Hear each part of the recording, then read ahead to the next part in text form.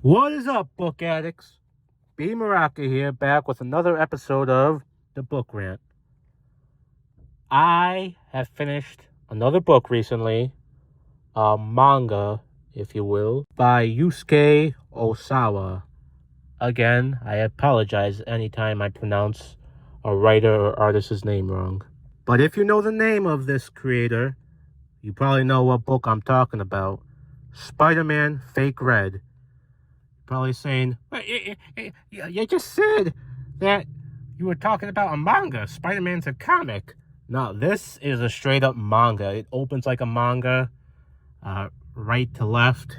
Like, the characters are drawn in manga style. Even Spider-Man, it was like, guys, this book was phenomenal. Okay? The action scenes for the kind of story they were telling were perfectly done. The art had its goofy manga anime looks that you see in like all other mangas and animes, where the characters' eyes shrink or they get like shocked in a funny way. Any hype this book had, I promise you, it lived up to. The book follows high school student Yu, not that popular, not that smart, not athletic, not anything really. He doesn't even get a lot of respect from his dad and doesn't have any friends, like, at all. But he finds the Spider-Man costume, the actual costume. The question is, why was it in an alleyway? Where is Spider-Man? You know, the city's still being attacked by villains on a daily basis. Who's going to protect New York? Well, Peter has vanished because of a villain, and this is in the trailer for the book, so it's not really a spoiler or anything. I'm not going to say who the villain is or anything, but you find out pretty early on anyways, the Peter situation. So but that's all I'll say on that, because the story is focused on this kid, Yu. He doesn't have super strength. He doesn't have super speed. He does not have smarts. He has the costume. He has a limited web supply, but he does have New York rooting for him. He gets mixed up in fighting different villains. Yeah, he goes through a lot. This is a lot like when Miles Morales took over for Spider-Man. You know, he had the whole New York thing. Except Miles had powers. This kid does not. And to be honest, he's doing most of this to impress a girl. Don't get me wrong. Yu is a great kid. He cares about people. He's like, I can't let this happen. I can't let these guys blow up this building. I can't let that person get hurt. I have to save them. He wants to be a good person just like Peter does. And he doesn't know Peter's identity either, okay? Like, this kid's just straight up in over his head. He gets a costume and he thinks that just because it fits on his skinny ass, he can be Spider-Man. And he doesn't do the best job. Through all the fights, he barely makes it out alive. You know, classic Avenger moments, like the city gets in turmoil and damaged, but people are still like, woo! My house is on fire, but woo! The way he like improvises and the moments he gets stuck in, like getting the crap beat out of him or swinging from a web and then it doesn't go all the way. He doesn't know how to quite stick to walls. These all lead to both action-packed and hilarious moments, folks. There is another hero in this story. I don't want to spoil who. It is a member of the Spider-Man universe. And there are references to the Avengers as well, like Stark Industries, of course. So yeah, this does take like stuff from the game.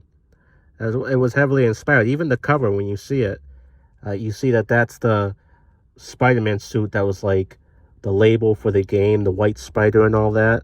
So awesome. Everything is on par in this book, you know. It's the moments are funny like a manga should be, but there's also heartbreak. Yu is really falling for this girl, and she basically likes athletic guys and Spider-Man. So when she finds out he's Spider-Man, falling for him a little bit too. Well, there's more to the story there, but I don't want to spoil anything. Nonetheless, Yu has motivation to do what he does. He wants to help people.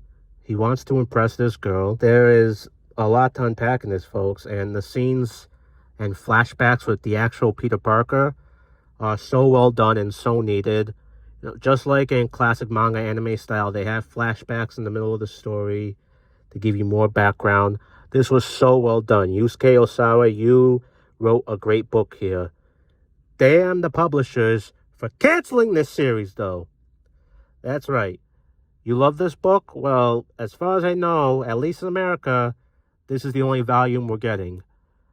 I was lucky enough to find this at Target unexpectedly. I had no idea that Spider-Man Fake Red existed. And that's the title of the book. Apparently, it just didn't sell well. It did not meet the high standards that it was meant to. Probably Marvel's high standards, like making millions or maybe even billions to worth a second volume. We got robbed, folks. We got robbed. Seriously, tweet to Marvel, at least, you know, if you have a Twitter, before Elon Musk makes you pay for it. Tweet to Marvel and say, hey, we want Volume 2. And if you need to be convinced, go out and get Volume 2. You are not going to regret it. This book was amazing. The main character, you, is so reminiscent of Tom Holland, you know, just wanting to live up to, like, how he wanted to live up to the Avengers and be his own hero and be greater. If you loved Tom Holland in movies, you're going to love this book. If you love the goofy, dorky Andrew Garfield, you're going to love this book. If you love the dark moments from Tobey Maguire's movies, you're going to love this manga, this book. So, get it. Spider-Man Fake Red by Yusuke Osawa, and promote the hell out of it to help us get a Volume 2 someday. Peace out, folks.